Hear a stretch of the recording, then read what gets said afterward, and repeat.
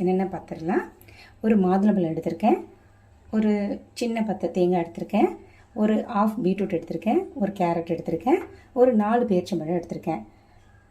வாங்க இந்த ஜூஸை ரெடி பண்ணலாம். முதல்ல இந்த ஆஃப் பீட்ரூட்டை நான் பொடிசாக நறுக்கி எடுத்திருக்கேன்.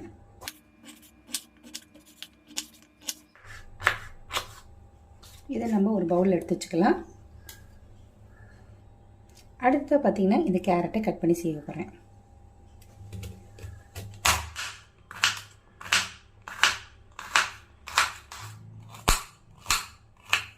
ஸோ இந்த மாதிரி பொடிசாக நறுக்கி எடுத்து வச்சுக்கோங்க.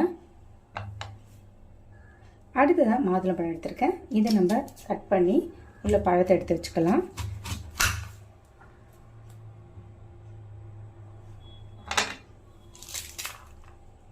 இது மாதிரி நீங்கள் கொஞ்சம் கொஞ்சமாக இதை க்ளீன் பண்ணி எடுத்து வச்சுக்கோங்க.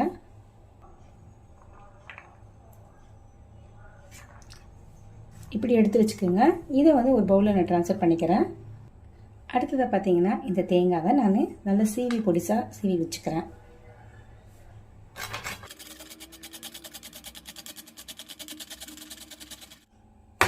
சீவி வச்சு இது ஒரு பவுலில் எடுத்துக்கலாம்.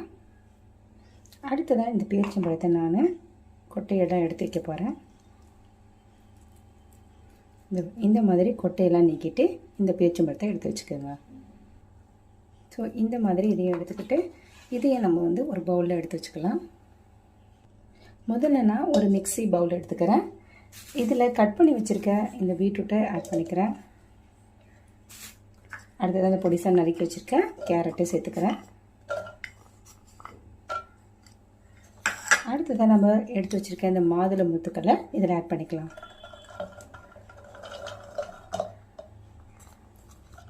இந்த தோல் சீவி வச்சுருக்கேன் இந்த கொட்டையை எடுத்துகிட்ருக்கேன். இந்த பேரிச்சம்பழத்தை இதில் ஆட் பண்ணிக்கிறேன். முதல்ல இதை நம்ம தூள் மட்டும் பண்ணிக்கலாம். அதுக்கப்புறம் தண்ணி சேர்த்து நல்லா கிரைண்ட் பண்ணிக்கலாம்.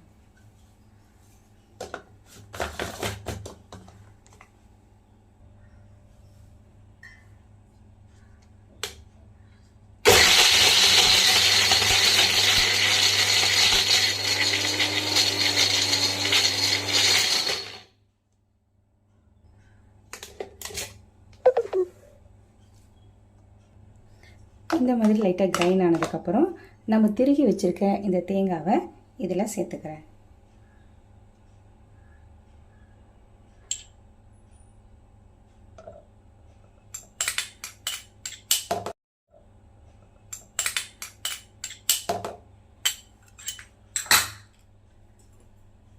இப்போ இதில் தண்ணி சேர்த்துக்கிறேன்.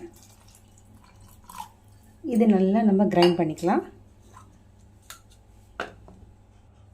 இப்போ நான் இதை நல்லா மசியை அரைச்சிக்க போகிறேன்.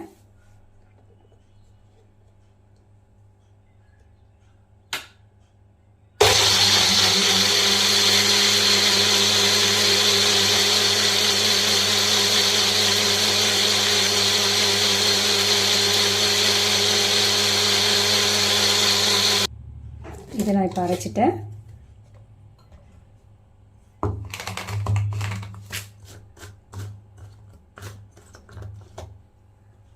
இதை நம்ம ஒரு கிளாஸில் ட்ரான்ஸ்ஃபர் பண்ணிக்கலாம்.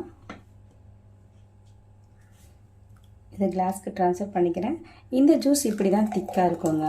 இதில் நீங்கள் எதுவுமே ஆட் பண்ண தேவையில்லை. இதை நீங்கள் அப்படியே குடிக்கணும். இது சுவைக்காக நீங்கள் எதுவுமே ஆட் பண்ணக்கூடாது.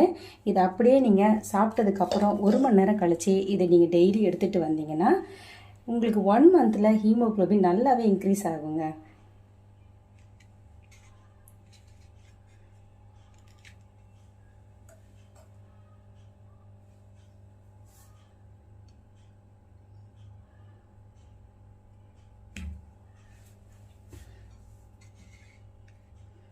அவ்வளோதாங்க, சூப்பரான சுவையான ஜூஸ் ரெடி ஆகிடுச்சு. நீங்களும் இதை ட்ரை பண்ணி பாருங்கள்.